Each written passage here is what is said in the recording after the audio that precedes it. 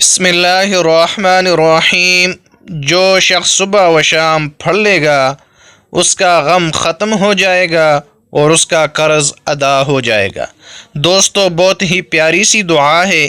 جو شخص ایک مرتبہ اس دعا کو صبح و شام پڑھتے ہیں، اللہ تبارک و تعالی اس کا غم دور فرما دے گا اور اس کا قرض ادا ہو جائے گا۔ آئیے میرے ساتھ ساتھ اس دعا کو پڑھیے۔ اللہم انی اعوذ بک من الہم والحزن واعوذ بک من العجز والکسل واعوذ بک من الجبن والبخل واعوذ بک من غلبۃ الدین وقہر الرجال۔